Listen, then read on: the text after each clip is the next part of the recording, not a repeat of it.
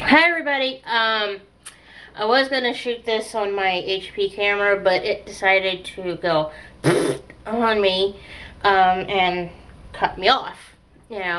As I'm shooting this video. So I'm shooting this video this way. I'm doing, like I said, I'm gonna do a series here. This video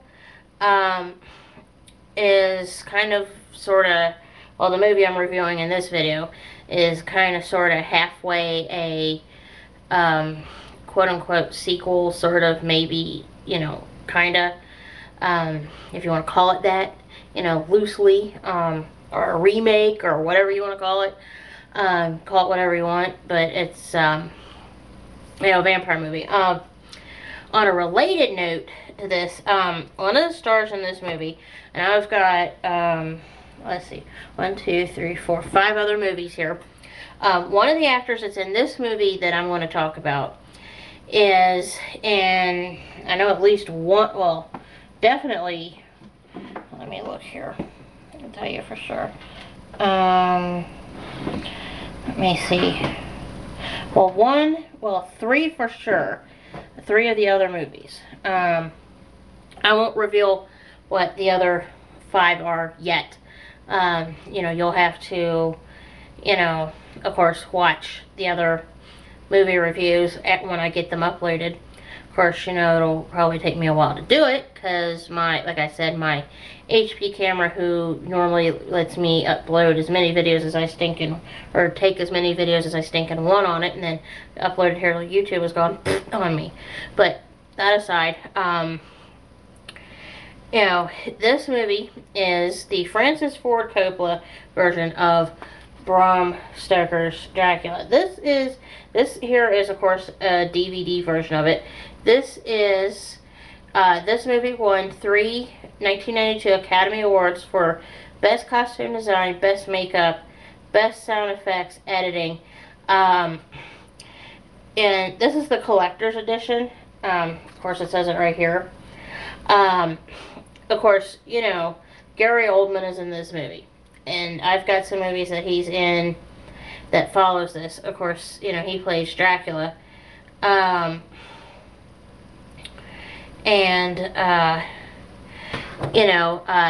going to go over this movie with you guys a little bit and talk about it.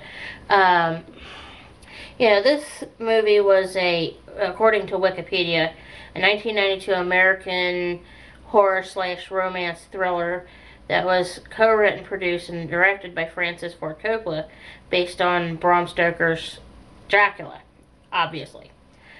Of course, it stars Gary Oldman as the Count himself. Then it has Winona Ryder as Mina Harker. Also, she also plays Elizabeta. Then featuring Anthony Hopkins as Professor Abraham Van Helsing, Keanu Reeves as Jonathan Harker, and Sadie Frost as Lucy Westendra. I think, Sadie was very pretty in this movie, even though she was, from what I understand, the extra features, wearing a wig in this movie. I mean, she looked very pretty. They, of course, turned this into a video game, and a song here I'm going to play was included in the closing credits for this movie. It's this song. Here, see if you can hear it.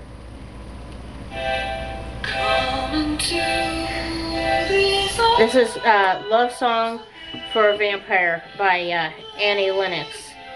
And of course,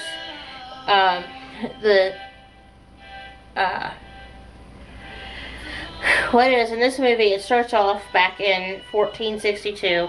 Vlad Dracula, of course played by Gary Oldman, is a member of the Order of the Dragon. He goes to war, and Elizabeth, his wife, who of course is played by Winona Ryder, begs him not to go, and when Vlad gets back, he discovers Winona's character, Elizabeth, has committed suicide after receiving false reports of Vlad being killed. Well, you know, he gets there, and of course, if you look real close, the one priest is actually Anthony Hopkins, believe it or not. But, you know, Dracula renounces God, saying that he'll rise from the grave to avenge Elizabeth with all the powers of darkness, because, you know, Dracula is ticked because, you know, Elizabeth is going to be damned to hell because she committed suicide. Of course, you know, they fast forward to then 1897, where law clerk Jonathan Harker, who's played by, of course, Keanu Reeves, goes to see Count Dracula in Transylvania because Harker's colleague R.M. Renfield, who's played by Tom Waits, has gone completely crazy, insane, whatever you want to call it. And Jonathan, of course, goes to Transylvania, you know, for Dracula to sign papers and yada yada yada and all that fun real estate business that you got to go through, you know, even in Europe, you know, when you buy stuff like property. And of course, you know, when Jonathan arrives in Transylvania, meets Dracula. Dracula's a wrinkled, pale old man, also played by Oldman.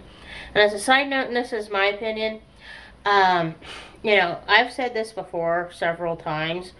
I am very firmly of the belief that if Bela Lugosi had lived to 1992 and had been in good health and what have you, I think that Francis Ford Coppola should have cast Bela Lugosi as the old man of Dracula. Because, I mean, you think about that. I mean, that would have scared the snot or pee or whatever out of anybody. I mean, that would have been just downright creepy.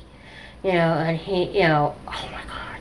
I could see him doing that. I mean, it would have scared the crap out of me to see Bela going, you know, doing Dracula as an old man. Because, I mean, he's plenty creepy, you know, or he was. Of course, you know, Dracula, you know, finds a picture of Harker's fiancée, Mina, who, of course, is played by Winona Ryder. And Dracula's shocked to see that Mina is the reincarnation of Elizabetha. Of course, you know, Dracula, like as in the book, leaves Jonathan behind to be seduced by Dracula's brides, who are played by Monica Bellucci, Michaela Bercu, and Florina Kendrick, who, I tell you what, it's a good thing that Francis Ford Coppola put a little more clothing on those women, because this movie would have been rated X instead of rated R. I'm serious. And of course, you know, Dracula, you know, goes aboard the boat and sails to, you know, England. You know, and he goes and lives in Carfax Abbey, which he bought. Of course, you know, Renfield now is an inmate, you know, since he's gone bonkers, you know, at Jack Stewart, who's played by Richard E. Grant, in the neighboring loony bin near Carfax Abbey. When Dracula gets to London, he comes, you know, out as a werewolf-like creature. Then, you know, during a real bad thunderstorm, and Dracula rapes, seduces, and bites Lucy, Western, you know, Sadie Frost, whom Mina is living with while Jonathan Harker's in Transylvania. Of course, you know, Lucy, you know, has these three guys that are interested in her. Quincy Morris, played by Billy Campbell, Dr. Stewart, of course, and the man she ends up going, you know, getting engaged to, Arthur Homewood, who's played by Cary Elwes. Of course, the three men summon Dr. Van Helsing, who's played by Anthony Hopkins, during a to come see her. And they discover during a blood transfusion that Lucy is a victim of being bitten by a vampire. Well, of course, you know, Dracula is now young and handsome, and he meets and charms Mina.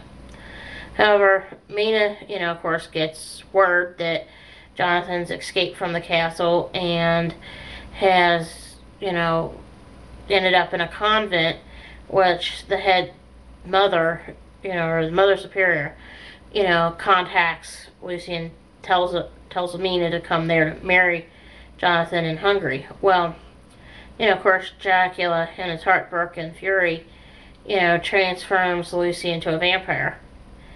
Then, of course, Van Helsing, Homeward, Seward, and Morris kill Lucy and, keep her from, suffering as the undead anymore. Then, later, as Jonathan and Mina get back to London, Jonathan, tells Van Helsing what's going on and reveals that, Dracula's hiding out in Carfax Abbey. And they, of course, destroy his soil.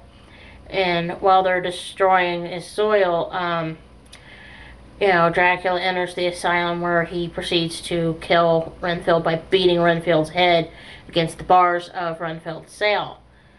And everything. And then they, of course, in the book, they talk about this. They give Renfield they give him a, oh shoot, no, I just totally forgot what they drill a hole in his head. They give him a, and then he dies from, hemorrhaging. Yeah, but he does, before, of course, and they do show it in the, out scenes, Renfield manages to tell Seward and, Van Helsing that, Dracula's up in the room with Mina, and you're screwed, basically. And, what happens is Dracula, comes clean with Mina and tells Mina that he killed Lucy, and, Mina admits that she, still loves him and, remembers her, life when she was Elizabeta.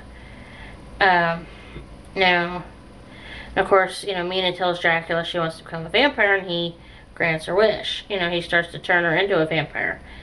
And, when the vampire hunters bust into the room, Dracula says he claims Mina as his bride before escaping by shifting into thousands of rats. Of course, it goes on. It's a good movie. I'm not going to ruin the ending. It's really good. But I do highly, highly, highly recommend this movie here. I mean, it is good. And I mean, it's very, sexual and graphic and everything. But anyway, I've gone on plenty long enough. So, on this video, it's a good thing they let us go over 10 minutes now. But anyway, hang on, and I've got some more movies, including at least 2 or 3 that's got Gary Oldman in them. Not this one, besides this one, I mean. Well, anyway, hang on, and I'll be right back, okay?